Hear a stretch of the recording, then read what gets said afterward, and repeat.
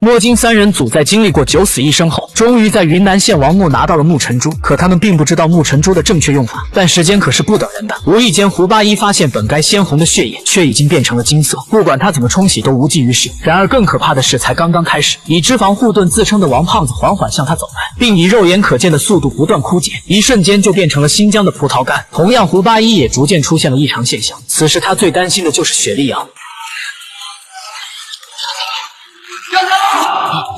虽然只是一场梦，但解除诅咒是他们眼下迫在眉睫的头等大事。而一筹莫展之际，胡八一想到自己曾经在昆仑山当兵的经历，总觉得木尘珠和昆仑魔国鬼母有着千丝万缕的关联。正当他们要准备启程时，却被神秘人请到家里做客，其目的也很简单，就是想结伴同行去找魔国鬼母。胡八一看出明叔为人奸诈，不愿与他打交道。可临走前，明叔亮出了他最终的底牌，是有关昆仑山魔国鬼母位置的藏宝图。事关三人的性命，胡八一也只好妥协。为了一切能够顺利进行，尽量减少伤亡，胡八一又找到曾经的战友，如今是西域的天授唱诗人阿克。他通过藏宝图第1章所记载的内容，推断出他们首先要前往古拉罗王朝的遗址，寻找古拉罗银眼。进入主殿内的确是荒废百年，一片狼藉。于是胡八一提醒大家要格外小心，可不出意外的话，意外马上就会发生。由于轮回庙荒废的时间太长，结果被明叔不小心的一撞，一根承重的柱子接口相继出现炸裂，一瞬间就将墙面砸开一个大洞。意外发现墙后面还有一间密室，里面布置的风格和外面就截然不同。此时的明叔彻底露出了老狐狸贪婪的尾巴，被眼前的金佛深深吸引。我看这用料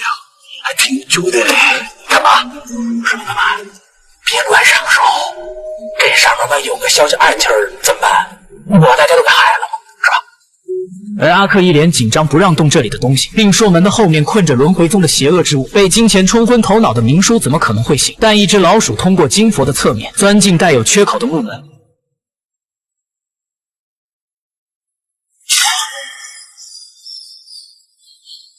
当看到老鼠的下场，众人都老实了，于是又返回主殿寻找古拉罗银眼。通过手电照在地图的瞬间，胡八一受到了启发，然后让王胖子高举地图，再用灯光从下而上穿过。只见6个光点映射在壁画上，而他们要找的魔国就在这几个坐标的中心。结束了这一切，大家临时在附近安营休息。晚上，王胖子尿急，却意外让他发现明叔的手下鬼鬼祟祟的要去偷金佛，结果意外让他放出了千年邪物。